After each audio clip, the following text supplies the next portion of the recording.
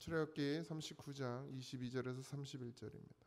오늘 말씀은 출애굽기 39장 22절에서 31절입니다.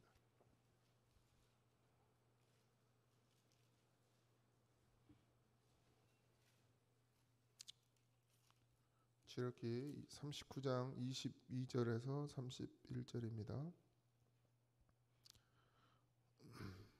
합독합니다.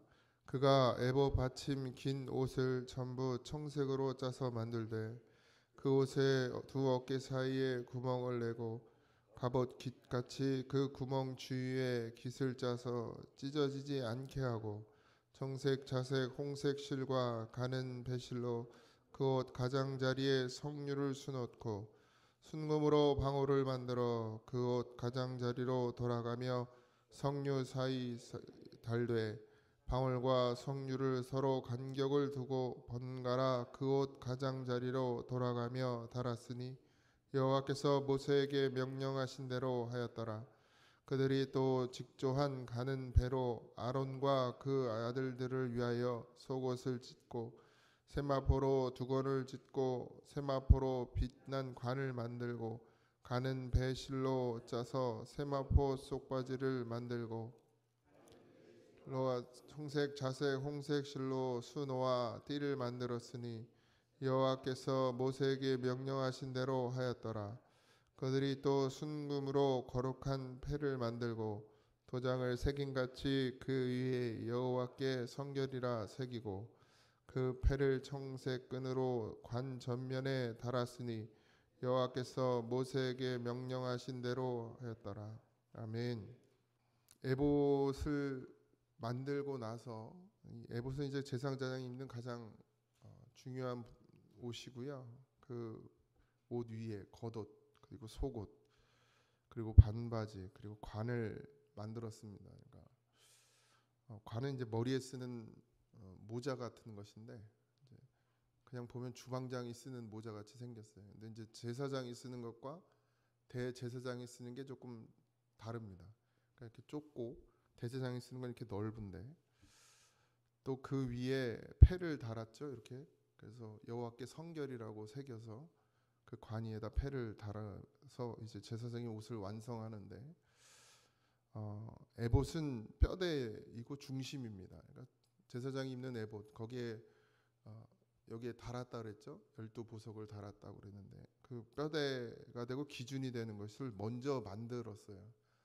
뭐 속옷을 먼저 만든 것도 아니고 겉옷을 먼저 만든 것도 아니고 에봇 그러니까 제사장이 입는 그 중심의 옷을 먼저 만들었죠. 항상 신앙은 기준과 뼈대가 있어야 합니다. 근데 이게 기준과 뼈대가 목회자에게만 있으면 안 되고 성도들에게 있어야 돼요. 사랑의 교회 옥하는 목사님이 늘 강조하셨던 것이 그건데 예수 믿고 구원받는 것은 쉬운데 구원받은 백성으로 살아가는 건 어렵다 이렇게 말씀하시고 반드시 예수님은 다 부르시거든요. 그래서 그것에 응답하면 다 구원을 받는다고 하지만 결국 믿음을 지키며 믿음으로 살아가는 것, 성도로 살아가는 건 어렵다. 그래서 이제 옥하나 목사님이 그래서 제자 교육을 하신 거예요. 그래서 수많은 사람들이 그 교회에 모였어요. 근데 그래서 제자 교육을 다 했죠. 제자 교육을 받은 사람들이 장로 되고 뭐 직분을 받았을 거 아닙니까? 그러고 나서 목회자가 바뀌었어요. 지금 사랑의 교회가 반으로 나눠졌습니다. 목사님이 거짓을 행하고도 자꾸 그걸 회피하고 자기 사람들하고 같이 해서 그걸 다 무마시키고 그걸 아는 사람들이 목사님의 회개를 촉구해도 그냥 거짓 눈물로 일관하고 그리고 자기의 잘못을 다 덮으려고 하죠. 그러니까 교회가 갈라지기 시작합니다. 제자 교육을 제대로 다 받았으면 그런 일이 생기지 않았겠죠. 그러니까 옥하나 목사님이 죽기 전에도 그 넘겨준 뒤를 이어 해준 그 목사에게 편지를 썼어요. 눈물의 편지를. 근데 안 바뀌어요. 목사도 기준을 잘 잡아야 되고 성도들도 신앙의 기준을 잘 잡아야 됩니다. 목회자가 바로 갈 때는 함께 기도하고 같이 가야 하고 그러던 사랑의 교회가 목회자가 바뀌고 나서 그런 어려움을 당하게 됐죠. 그러면 그 다음에 누가 해야 돼요? 성도들이 교회를 지켜야 되잖아요. 분명히 뻔히 누가 봐도 다 잘못하고 있는데도 그걸 자기들의 유익을 쫓아서 아니면 또 어떤 이유에 의해서든지 큰 교회들이 그렇게 엉망진창이 되어 가는데도 목사를 옹호하고 힘으로 누르고 반대하는 사람 내쫓고 그런 교회들이 되어져 가고 있습니다. 그러니까 성도들도 반드시 기준이 있어야 돼요. 신앙의 기준. 이건 목사의 말이 아니라 성경에 있는 하나님의 말씀의 기준을 두셔야 됩니다. 그럼 목회자도 반드시 기준이 있어야 되죠. 그 기준은 예수 그리스도예요. 그리고 사랑입니다. 교회는. 그러니까 이것에서 벗어나는 건 교회가 아니에요. 다툼이 있다 그러면 벌써 이미 그 교회는 끝난 겁니다. 둘 중에 하나는 사랑하지 않는 거거든요. 사랑하잖아요. 다툼이 없어요. 다툼이 있을 수가 없어요. 근데 사랑하지 않기 때문에 다툼이 있는 거죠. 예수 그리스도로 온전히 서 있으면 다툴 수가 없어요. 왜요? 서로 이해하고 용서하게 되어 있으니까요. 당연히. 근데 다툼이 있다라는 것은 거기에 예수 그리스도가 없다는 얘기거든요. 그러니까 그러면 교회가 교회되지 못하는 것이죠. 그래서 반드시 기준이 필요합니다. 그 기준을 잘 세워야죠. 우린 늘 하나님 앞에 서 있어야 됩니다. 사람 앞에 서 있어도 안 되고 사람에게 인정받는 것으로도 안 됩니다. 성도들이 다 인정하면 뭐합니까? 하나님이 인정 안 하면 그만이에요. 그 목회자는 하나님께 인정받지 못하면 성도들에게 인정받는 건 아무 의미도 없습니다. 성도도 마찬가지예요. 목사님한테 인정받으면 뭐 할 거예요? 목회자에게 인정받고 성도들에게 인정받으면 뭐 할 겁니까? 하나님께 인정받아야지. 그 하나님께 인정받음이 여러분들 그냥 무조건 열심히 하는 게 인정받는 게 아닙니다. 하나님 앞에 인정받는 것, 내 믿음, 내 중심이 정말 올바로 서 있느냐. 여러분 열심히 한다고 믿음이 좋은가요? 아니에요. 열심히 하면서도 남 욕하고 비난하고 자기보다 못한 사람 흉 보고 무시하고 이런 사람들이 얼마나 많아요? 깨어있지 못하면 늘 그렇습니다. 열심히 해놓고 무너지는 거예요. 남들이 뭐라 그런다고 무너지고 자기가 믿음으로 하나님 바라보고 열심히 했으면 그걸로 끝이에요. 남들이 뭐라 그러든 말든 내 중심이 정말 진실하다. 목회자도 마찬가지죠. 내 중심이 정말 진실해서 그것으로 복음을 전했으면 끝이에요. 그걸 알아주든 말든 그걸 비난하든 말든 그건 그 사람 몫입니다. 못 먹는 것도 그 사람 몫이고 잘 먹는 것도 그 사람 몫이고 그래서 그걸로 비난받는 것도 내가 감당해야 될 몫이죠. 하나님이 어떻게 하실지는 하나님께 달린 거예요. 내가 뭐 그 사람을 저주할 이유도 없고 못 듣는다고 그 사람을 원망할 이유도 없습니다. 저는 그냥 저의 사명을 잘 감당할 뿐이에요. 누구에게? 하나님 앞에서. 그게 부끄럽지 않으면 돼요. 저는 제가 전하는 말씀이 하나님 앞에만 부끄럽지 않으면 됩니다. 성도들이 그것에 대해서 비판을 하든 비난을 하든 손가락질을 하든 상관없어요. 근데 그 기준이 똑바르냐는 늘 점검해야겠죠. 내가 기준을 똑바로 세우지 않고 내 유익을 위해서 내 이익을 위해서 만약에 하나님의 말씀을 그렇게 내 유익을 위해서 전한다 그러면 그건 정말 죽을 일이죠. 죽어야 돼요. 그러면. 근데 그게 아니라면 난 부끄러울 게 없습니다. 여러분도 마찬가지. 주님의 일을 할 때, 주님의 일을 감당할 때에 목사님이 어떻게 볼까, 장로님들이 어떻게 볼까, 성도님들이 어떻게 볼까, 그거 신경 쓰지 마십시오. 내가 하나님이 내게 주신 감동으로 하는 것, 그러면 돼요. 근데 하나님의 감동으로 해도 누군가는 비난해요. 손가락질하고 꼴보기 싫다고. 그럼 그 사람이 문제가 있는 거지 내가 문제 있는 거 아니에요. 그럼 내가 하나님 앞에만 진실하면 내가 와서 무엇을 하든 범죄만 아니면 내가 와서 무엇을 하든 하나님 앞에 부끄럽지 않으면 되는 거죠. 근데 왜 우린 자꾸 남의 눈치를 보게 되죠. 사람이 뭐라고 말할까. 또 열심히 하면 열심히 한다고 뭐라 그러고 열심히 안 하면 또 열심히 뭐 안 한다고 뭐라고. 이게 인간이에요. 인간. 그러니까 그런 사람들의 말을 듣고 왔다 갔다 할 필요도 없습니다. 내가 하나님 앞에 진실의 마음으로 나가는 건 내 중심이 하나님 앞에 온전히 서 있는 것. 그것이 에봇이에요. 에봇. 그것이 잘 세워져 있으면 그러면 그 믿음으로 나아가면 돼요. 그리고 늘 말씀으로 또 점검하잖아요. 우리가. 말씀을 들으며 내가 지금 잘 가고 있는지 내가 하나님 뜻대로 가지 못하고 있는지를 또 점검하고 그렇게 해서 계속해서 하나님 앞으로 나아가면 돼요. 그 기준만 바로 세워져 있으면 그 다음에 문제가 되지 않습니다. 근데 우리가 기준이 자꾸 흔들리니까 누구에 의해서요? 사람에 의해서. 뭐 사랑의 목사님도 처음부터 그러진 않았겠죠. 잘했었겠죠. 믿음으로 잘 세워졌겠죠. 오카노 목사님이 그렇게 사람을 볼 줄 모르진 않을 것 같아요. 그래서 좋은 목사님을 세우려고 세웠어요. 뭐 사랑의 교회뿐만 아니라 많은 교회들이 지금 그런 문제들 가운데 있습니다. 좋은 목사님을 세우는데 흔들리는 거죠. 뭐가 없으니까, 기준이 없으니까. 그리고 자기 생각의 기준을 만들거든요. 이게 참 문제예요. 기준을 세웠다고 세웠는데 그게 자기 생각이에요. 하나님 말씀이 반석이 되어야 되는데 말씀이 반석이 아니라 세상의 지혜가 반석이 되고 세상의 방법이 반석이 되고, 그러면 이제 거기다 기준 세우면 다 망가지는 것이죠. 그러니까 듣질 않아요. 또 듣지도 않아요. 듣지도 않고 고집을 피우고 자기 생각이 맞다고 하고, 이런 것들이 기준이 없는 사람들에게서 생겨나는 문제입니다. 우리도 잘 귀를 열어서 하나님의 음성을 꼭 들으시기 바랍니다. 그리고 들은 말씀이 내 중심에서 정말 뼈대가 되어져서 흔들리지 않는 믿음이 되어지길 소망합니다. 앞으로도 마찬가지죠. 저도 장담 못해요.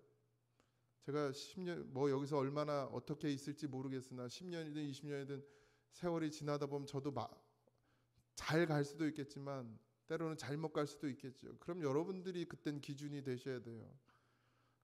그래서 과감하게 쳐내실 수도 있어야 됩니다. 교회를 살리는 게 가장 중요해요. 여러분들 목회자 먹여 살리려고 이거 교회를 세워가는 게 아니잖아요. 여기서 제 생활하고 애들 교육시키고 그냥 잘 먹고 잘 살다가 가려고 제가 여기 목회하는 거 아닙니다. 그럴 것 같으면 빨리 가야지. 그렇게 평생 20년을 목회하고도, 이 한교에서 목회하고도 만약 하나님 나라 못 가면 그 무슨 의미가 있습니까? 그 목회가. 그러니 잘못되거든 얼른 쳐내세요. 아니면 기도를 하시든지 무릎을 꿇고 그냥 살려달라고 기도를 하시든지. 그러니까 기준을 잘 세워 가시기 바랍니다. 그래서 장로는 왜 세워요? 그 기준이 되라고 세워 드리는 거예요.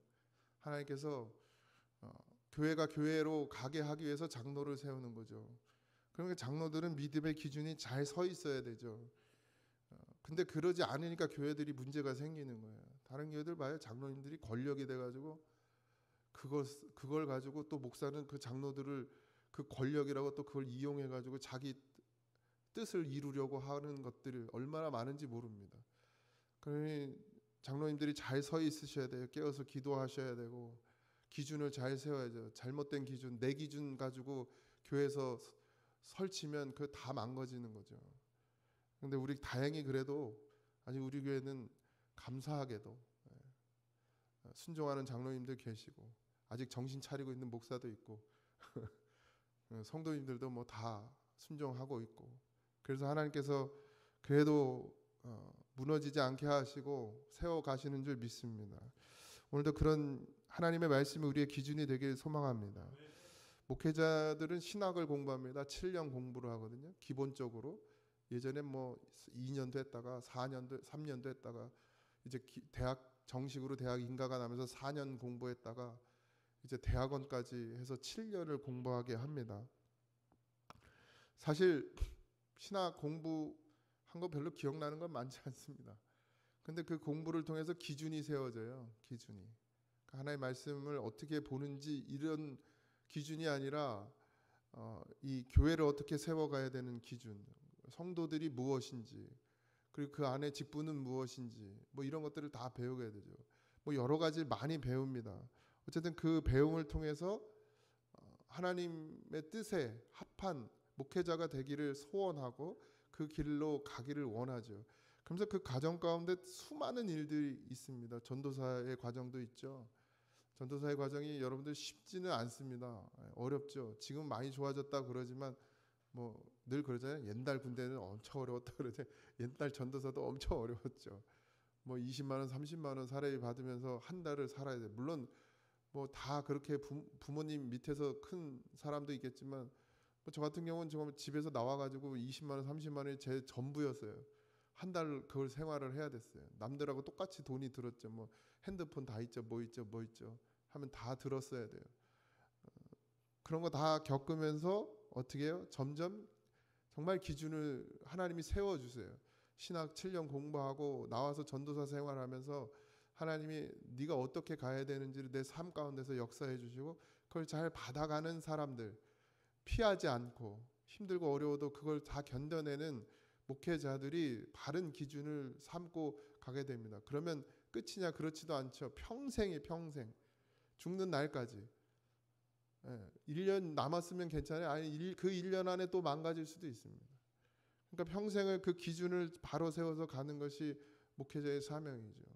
뭐 성도들도 마찬가지입니다. 성도들도 죽는 날까지 하나님 바라보지 않으면요, 죽는 자리에서 하나님을 부인하는 성도도 있어요.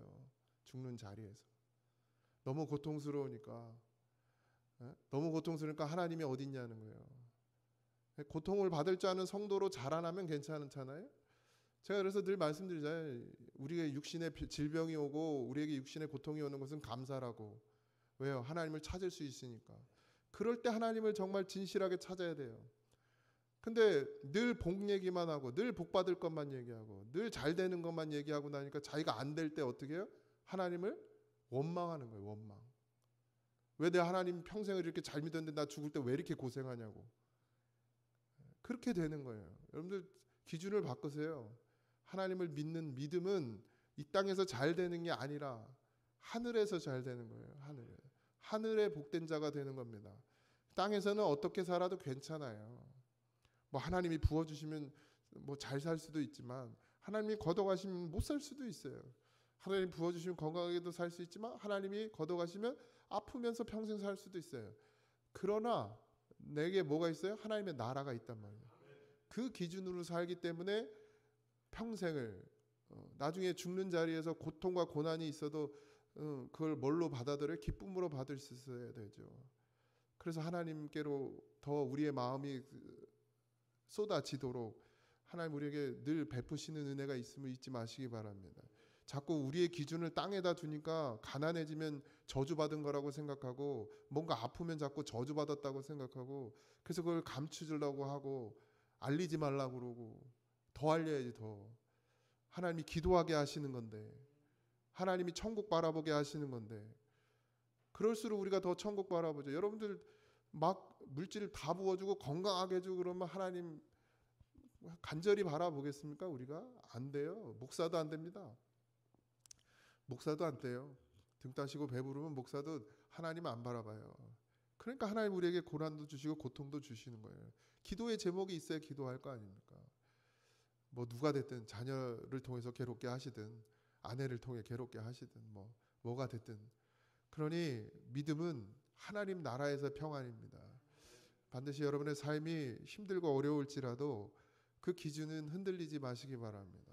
그래서 그럴 때 더 깊은 기도로 더 깊은 하나님 말씀의 세계로 들어갈 수 있다는 사실 잊지 마시고 오늘도 주님 안에서 반드시 수고의 인생이고 쉬는 삶이 없고 무너지는 인생 같아도 우리가 그곳에서 하나님의 나라 그 어디나 하나님의 나라가 되는 은혜가 있음을 잊지 마시기 바랍니다. 기도하겠습니다. 하나님, 세상은 점점 타락해져만 가고 하나님을 모르는 하나님을 찾지도 않는 세상이 되어져 가고 또 교회는 그것을 닮아갑니다. 아버지 하나님, 우리를 불쌍히 여겨 주시옵시고 세상이 교회를 닮아가야 하고 세상이 교회를 바라봐야 하는데 하나님, 교회가 교회되지 못하니 이런 일들이 일어납니다. 더욱 깨어 기도하게 하시고 자기의 구원에 만족하는 어리석은 자가 되지 말게 하시고 반드시 주의 복음을 드러내고 나타내고 흘려보낼 줄 아는 그런 성도들이 되게 하여 주시옵시고 그러기 위해 아버지 기준을 바로 세우고 하나님 주의 말씀 앞에 무릎 꿇는 자가 되게 하시며 하나님의 말씀 앞에 엎드려져서 아버지 하나님 자복하고 회개하는 심령이 되게 하시고 주의 나라가 우리 심령 가운데 있음을 늘 기억하게 하시며 사는 그 날까지 하나님만 바라보고 믿음으로 세워져 가는 귀한 성도들이 되도록 축복하여 주옵소서. 오늘 하루의 삶도 주님께 맡기오니 우리와 함께 하시고 동행하여 주시옵소서. 감사합니다. 예수님의 이름으로 기도하옵나이다. 아멘. 하늘에 계신 우리 아버지여, 이름이 거룩히 여김을 받으시오며 나라의 임하옵시며 뜻이 하늘에서 이루어진 것 같이 땅에서 이루어지이다. 오늘날 우리에게 일용할 양식을 주옵시고 우리가 우리에게 죄진 자를 사하여 준 것 같이 우리의 죄를 사하여 주옵시고 우리를 시험에 들게 하지 마옵시고 다만 악에서 구하옵소서. 대나라와 권세와 영광이 아버지께 영원히 있사옵나이다. 아멘.